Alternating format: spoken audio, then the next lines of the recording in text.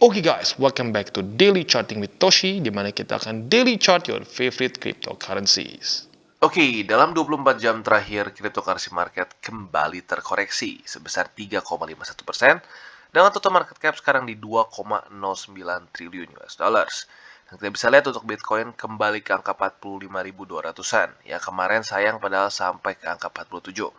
Lebih baik lagi, itu merupakan penurunan sebesar kurang lebih 3% dalam 24 jam terakhir. Untuk Ethereum, dia turun sebesar 4,89% dengan sekarang harga di 3.350-an. Sementara untuk BNB, dia turun sebesar 2,45% ke harga 441 USD. Dan Luna, ini cukup unik ya. Luna, technically speaking, masih hijau ya. Dia sekarang di harga $116. Itu merupakan peningkatan tipis sekali sebesar 0,03%. Jadi rata-rata semua merah, kecuali Luna ya. Luna masih ya cenderung masih stay di daerah situ. Untuk Solana dia turun sebesar 5,49. Dan untuk Cardano sayangnya kembali lagi turun di bawah dari $1,2 dan turun sebesar 5,41%. Balik lagi untuk BTC. Nah, untuk BTC kita bisa lihat daily close-nya nggak bagus. Ya, dia kembali turun menembus $46.164. Jadi sepertinya volume dari BTC yang cenderung lacking akhirnya menghantui lagi harga Bitcoin. Nah, untuk sekarang kita bisa lihat dia sudah retest 2 support, MA20 plus 1 struktur support di sini ya. Nah, jadi buat kalian yang konservatif kemarin sudah dapat posisi. Dan tentunya buat yang medium risk juga yang di MA50 di weekly juga sudah dapat posisi ya. Nah, sekarang kita bisa lihat minimal kalau kita lihat dari silver liningnya, minimal Bitcoin ini masih bertahan di atas dari bull support band. Dan jujurnya kalau kita lihat secara statistiknya, normal ya, sebelum Bitcoin lanjut ke atas biasanya ya, dia tes antara 2 sampai 4 kali.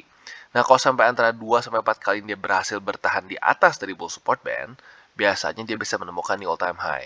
Tapi kalau dia gagal bertahan seperti contohnya di mana ya? Di sini nih.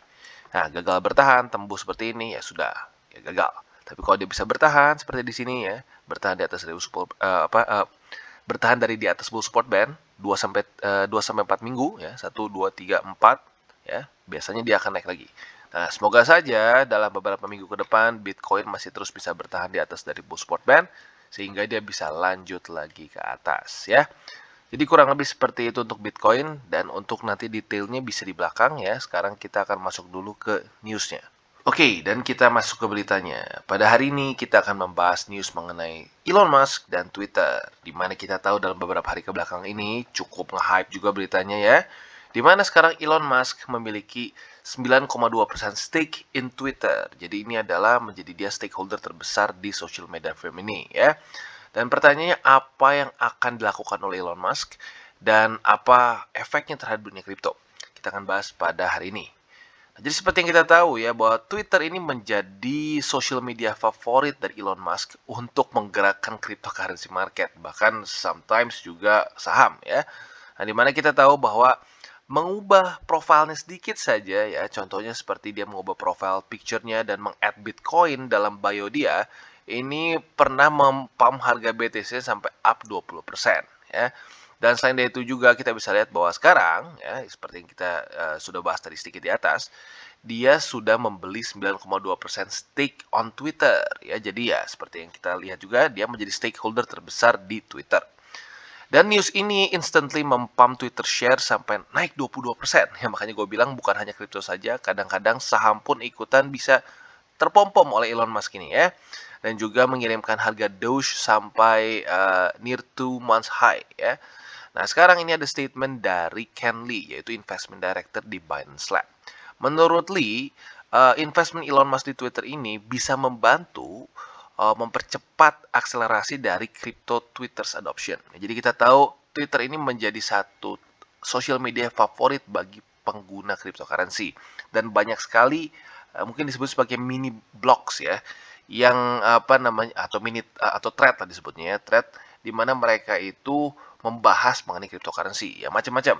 Ada Bitcoin, ada Cardano, basically semua ya bisa dibilang semua project-project besar di cryptocurrency dia memiliki dia memiliki account Twitter gitu ya. Nah, sekarang ini adalah direct quote langsung dari Lee ya, dia mengatakan Elon has always been very public about the concept of a more decentralized and censorship resistant social media platform, and this is something that blockchain and Web 3.0 technology can help enable. Jadi seperti yang kita tahu bahwa Elon Musk ini very public soal konsep dari internet yang lebih terdesentralisasi dan lebih censorship resistant, dimana ya kita tahu biasanya sekarang apa-apa ya bisa di-block, bisa di-ban. Nah, dengan Web 3.0 ini, ya dengan blockchain dan Web 3.0, ini teknologi yang bisa membantu internet menjadi lebih decentralized dan lebih censorship resistant. Nah, semoga saja Elon Musk nggak terlalu nyentrik sehingga membuat cryptocurrency market tambah bergonjang-ganjing lagi. Ya, dan semoga dia bisa nanti saat dia sudah pegang Twitter pun nggak terlalu aneh-aneh ya. Jadi kurang lebih seperti itu berita kita pada hari ini. Oke, dan kita balik lagi ke Bitcoin. Nah, untuk Bitcoin kita bisa lihat ya, seperti tadi kita sudah bahas sedikit di depan, daily close-nya nggak bagus. Ini menunjukkan satu pelemahan yang luar biasa dari Bitcoin. Padahal sayangnya pada tanggal 4 Aprilnya sudah sangat-sangat bagus sekali ya. Dimana dengan jelas dia mereject daerah 46.000 ya dan kembali lagi naik ke atas. Ini menunjukkan satu bullish momentum yang baik. Tetapi ternyata jebol lagi besoknya ya. Nah, sekarang yang menjadi main support bagi BTC adalah sebenarnya dua di sini ya, yaitu adalah MA20 di daily yaitu di daerah 44.700-an ya, plus daerah 44.400-an di mana ini adalah daerah struktur resisten ya yang sebenarnya terbangun. Awalnya resisten. Di mana pada tanggal 26 Maret dia ketembus dan arguably dia sudah dua kali menjadi support bagi BTC ini ya. Nah, semoga saja ini menjadi support yang tetap masih bertahan untuk Bitcoin. Oke, nah itu yang pertama ya. Jadi untuk buy limit kita bisa pertimbangkan ya buat yang konservatif terutama ya, konservatif dan medium risk sudah dapat posisi kemarin ya. Untuk yang konservatif sudah kemarin dapat MA20, tapi buat kain yang mungkin ketinggalan pasang ya sudah hari ini bisa dipasang lagi yaitu di 44.715. Ini baik lagi untuk yang konservatif. Atau arguably kalau kalian mau dipecah posisinya buat yang konservatif bisa di dua posisi juga. Bisa ditaruh 44.700 plus 44.400. Dan selain dari itu juga yang medium risk kita bisa lihat sudah dapat juga posisi ya. Kemarin sudah kena di 45.600-an juga udah kena di situ ya. So, untuk sekarang yang menjadi PR terbesar dari Bitcoin adalah jangan sampai weekly close-nya dalam ya 5 hari ke depan kurang lebih ya. Itu jangan sampai di bawah dari 43.800-an ya, karena sekali lagi kalau sampai close di bawah ya atau dia gagal mempertahankan support dari bull support band ya, biasanya ya ada kemungkinan besar apalagi dalam kondisi seperti ini ya, ada kemungkinan besar cryptocurrency market bisa jadi winter ya kalau sampai dia tembus lagi ke bawah ya. Maka dari itu beberapa minggu ke depan ini menjadi sangat penting bagi Bitcoin. Akankah Bitcoin bisa lanjut lagi ke atas ya atau gagal seperti contohnya di sini ya.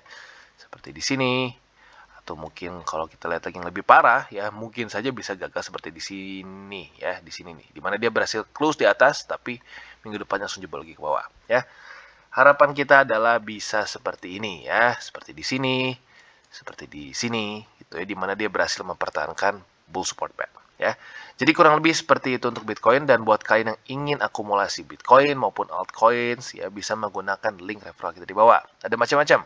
Ada Bybit, ada Maxi, ada Huobi, ada Pionex dan lain-lain. Kalian bisa pilih sendiri ya. Tapi sekali lagi gue ingatkan tidak wajib ya, tidak wajib. Bagi kalian yang tergerak saja hatinya untuk mensupport lagi TCI ya. Jadi kurang lebih seperti itu, dan satu lagi juga ingatkan bahwa DCWT ini bukanlah bagi-bagi sinyal dan bukanlah financial advice. Tujuannya sekali lagi adalah untuk membiasakan para subscriber gue untuk bisa charting.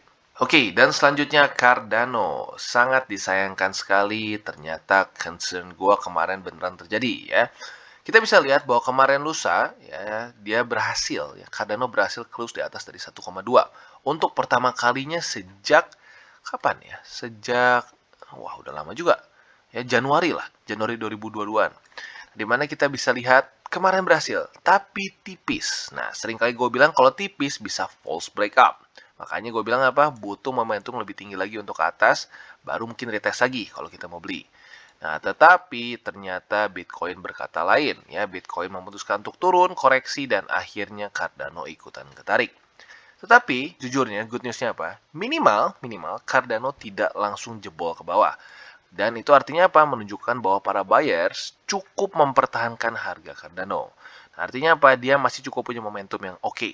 Nah, berbeda dengan contoh di sini nih. Waktu yang mungkin di price range yang mirip-mirip. Tetapi Cardano saat lagi TA-nya buruk ya dan momentumnya buruk, kita bisa lihat dengan sedikit saja koreksi dia jebolnya langsung nggak kira-kira ya. Tetapi sekarang kita bisa lihat dia masih berusaha untuk mempertahankan struktur. Jadi dia nggak jebol sampai ke daerah $1 lebih 10 sen. Dan bahkan kalau kita lihat di sini, dia sepertinya ya for now dia masih merespek daerah struktur juga di sini, yaitu di daerah 1,14 ya. Nah, jadi kita lihat nih, apakah daily close pada hari ini bisa di atas dari 1,14 atau tidak? Ya, kalau bisa, berarti Cardano still doing okay. Ya, kalau dia mulai jebol ke bawah dan bahkan sampai jebol dari $1 lebih 10 sen, nah siap-siap ada kemungkinan Cardano kehilangan momentum. Ya, nah, jadi untuk buy limit kita akan sedikit update pada hari ini yang konservatif dengan medium risk sekarang udah di satu posisi yang sama ya, yaitu di daerah 1,10 ya atau lebih tepatnya $1.10 lah kita buletin ya. Dan bisa dibilang itu adalah sekarang confluence antara MA20 dan juga support di sini ya, support struktur. Nah, jadi itu yang buat yang konservatif dan medium risk. Nah, untuk kalian yang agresif sebenarnya bisa saja pertimbangkan di sini ya, di daerah $1 lebih $1 lebih 14 sen ya, di daerah sekarang nih. Kenapa? Karena sekali lagi ini adalah struktur. Jadi buat kalian yang agresif sekali lagi ya bisa pertimbangkan di daerah sini. Basically di harga running sekarang ya.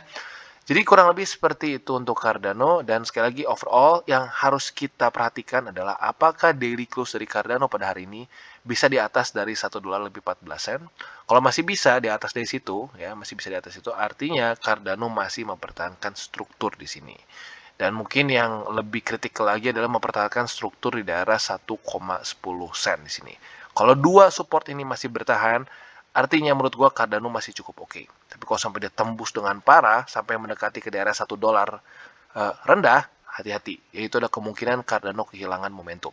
Oke, dan selanjutnya Solana. Untuk Solana kita bisa lihat dia sudah semakin mendekat ke daerah buy limit untuk yang medium risk. Nah, tapi sebelum kita masuk ke buy limit, kita bahas dulu mengenai price action dalam beberapa hari kebelakangan ini ya.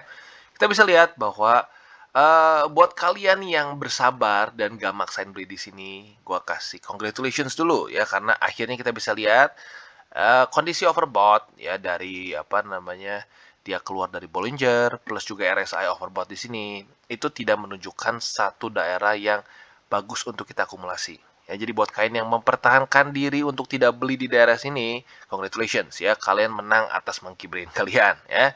Nah, sekarang kita bisa lihat sudah semakin dekat ke buy limit dari medium risk yaitu di $117 lebih 66 sen. Dan apa namanya kita bisa lihat di sini ada sedikit wick ya, tapi baik lagi ini masih baru awal hari ini jadi ya kita nggak tahu nih ya. Untuk buy limit jadi tetap kalian pertahankan ya untuk yang medium risk di $117 lebih 66 sen. Untuk konservatif seperti biasa di MA20 yaitu di $110 lebih 16 sen untuk hari ini ya. Dan untuk yang agresif kita coba lihat apakah bisa atau tidak. Technically bisa saja ya. Kalau sampai dia berhasil close di atas dari 50 ya, dari MA50 di 4 hourly. Kalau sampai dalam saya kurang lebih setengah jam lagi ya. Ini gua belum jam 11 nih. Kalau sampai nanti jam 11, berarti nanti by the time ini sudah di-upload, itu udah keluar datanya ya. Kalau sampai dia close di bawah dari MA50, ya sudah. Berarti buat kalian yang agresif, bersabar dulu ya. Kalau sampai dia berhasil break up lagi, ya, close di atas dari MA50 dan bullish candle, nah kalian boleh pertimbangkan untuk beli di situ ya. Jadi kurang lebih seperti itu untuk Solana, ini untuk yang agresif. Buat kalian yang medium risk bisa pertimbangkan di $117 lebih 66 sen. Dan buat yang konservatif bisa pertimbangkan di $110 lebih 16 sen. Oke, dan sayang sekali Ethereum pun ikutan ketarik oleh Bitcoin. Padahal kita bisa lihat ya, seperti yang kita bahas kemarin, lusa dan kemarin, dia berhasil menembus MA200, yaitu major resistance bagi Ethereum, berhasil mempertahankannya selama sehari, tetapi akhirnya karena Bitcoinnya bete, lanjut ikutan ketarik ya. Tapi good newsnya apa? Good newsnya adalah sekali lagi strukturnya masih dihargai oleh Ethereum. Ya, dia sempat tadi nge-wick ke sini dan malah lanjut lagi ke atas. Artinya baik lagi ini ada kemungkinan menjadi possible support untuk Ethereum ya. Nah, jadi untuk Ethereum kita akan update sedikit untuk si buy limitnya ya. Buat yang konservatif seperti biasa di MA20 di angka 3.220-an ya, itu untuk kalian yang konservatif. Buat kalian yang medium risk bisa pertimbangkan di daerah 3.283 yaitu adalah sebuah struktur di sini ya, struktur support di sini yang terbangun pada tanggal 31 Maret dan 1 April ya. Jadi kurang lebih seperti itu. Untuk yang agresif sebenarnya bisa saja kalian pertimbangkan apabila dia berhasil close di atas 50. Tapi kalau kita lihat dari bentuk candlenya ya, sebelumnya tembus. Ya, jadi mungkin gue saranin lebih baik yang agresif pindah aja sama kayak yang medium risk ya. Yang medium risk di daerah 3.283. Di mana kemarin, tadi pagi dia menemukan satu support di daerah sini. Nah, jadi kurang lebih seperti itu ya. Untuk buy limitnya dekat-dekat juga sih antara konservatif dan medium risk. Dan PR terbesar dari Ethereum adalah kalau bisa hari ini jangan sampai close di bawah dari 3.283. Kalau sampai dia berhasil close di atas, sekali lagi ini kondisinya cukup mirip seperti Cardano. Kalau dia bisa close di atas dari sini, berarti dia menghargai struktur ini atau higher low di sini sebagai satu support. Kalau seperti itu, baik lagi itu menunjukkan bahwa secara price action, secara momentum Ethereum masih cukup bullish ya. Jadi kurang lebih seperti itu. Oke, dan lanjut ke Polkadot. Untuk Polkadot berarti nih untuk yang medium risk ya dan konservatif ya, karena sekarang kurang lebih di tempat yang bersamaan. Dan buat yang high risk sudah dapat posisi semua ya. Untuk yang high risk sekarang lagi floating loss, sementara untuk yang konservatif dan medium risk sekarang slightly untung ya, untung sedikit. Nah, untuk sekarang kita bisa lihat Polkadot juga mirip-mirip kondisinya seperti Cardano dan juga Ethereum ya. Dimana kita bisa lihat kalau untuk Polkadot mungkin bedanya MA20-nya sudah lebih dekat ya dan membantu harga ya untuk tetap berada di atas. Nah, untuk sekarang kita bisa lihat di sini ada juga struktur yang terbangun pada tanggal 31 Maret dan 1 April di mana terjadi pullback ya.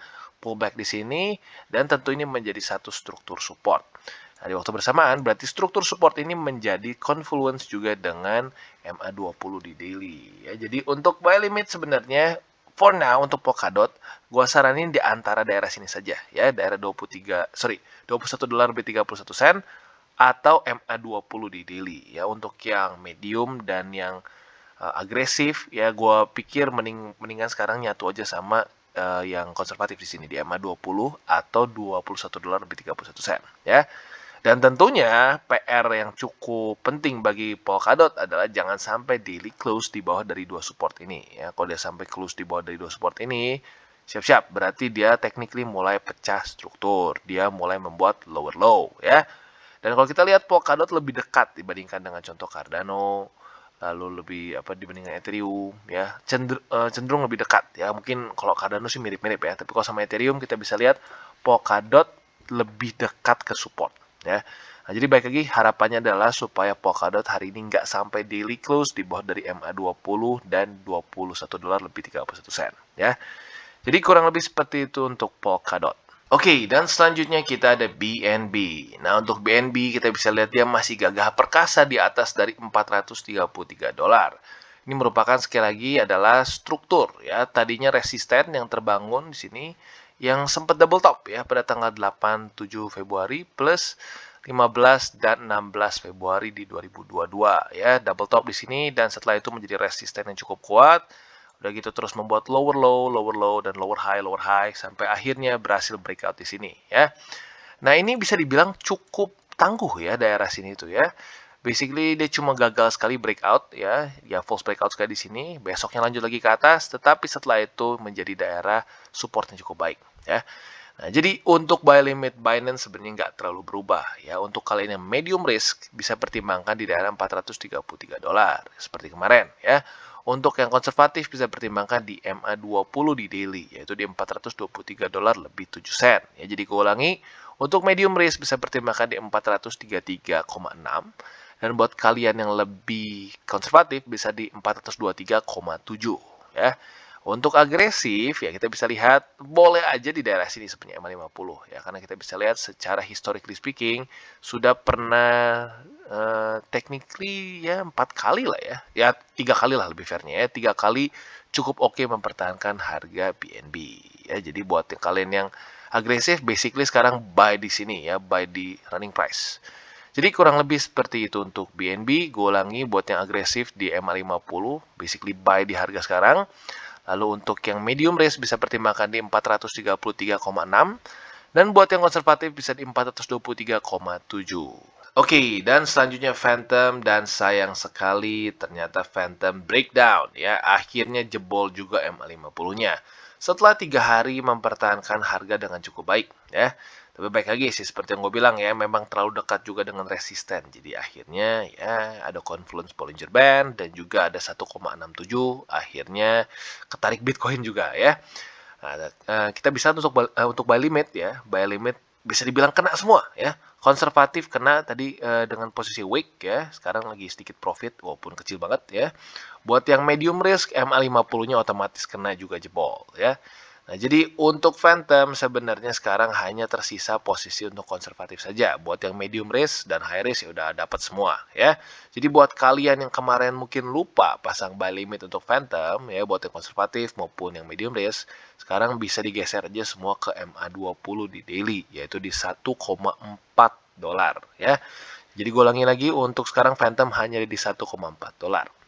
Dan sekarang ya tentu saja PR besarnya untuk Phantom adalah jangan sampai close daily di bawah dari MA20. Kalau sampai di bawah dari MA20, balik lagi PR-nya panjang lagi ya. Dan selain dari itu, secondary-nya adalah kalau bisa hari ini kembali lagi ke atas MA50. Kalau sampai dia berhasil daily close di atas dari MA50, itu sangat-sangat ideal untuk Phantom ya. Jadi kurang lebih seperti itu untuk Phantom. Jadi gue ulangi, untuk buy limit super simple di MA20 di 1,4 dolar. Oke guys, jadi itu adalah akhir dari segmen DCWT kita pada hari ini. Dan jangan lupa bagi kalian yang merasakan manfaat dari segmen ini, jangan lupa untuk share ke teman-teman kalian. Dan apabila lu pengen mensupport channel kita, ya TCI, jangan lupa untuk menggunakan link referral kita di bawah. Nggak wajib, ya, tetapi apabila lu menggunakan link referral kita di bawah, ada macam-macam ya, dari Bybit, Huobi, Maxi, toko kripto, dan banyak lagi ya. Ya, walaupun nggak wajib, tapi kalau menggunakan link referral kita, lu secara langsung membantu perkembangan dari TCI. Dan satu lagi, jangan lupa juga untuk join Telegram group kita, di mana kita bisa ngobrol-ngobrol santai mengenai dunia cryptocurrency secara dua arah. So, jangan lupa untuk like, subscribe, click the bell icon, and see you on the next video.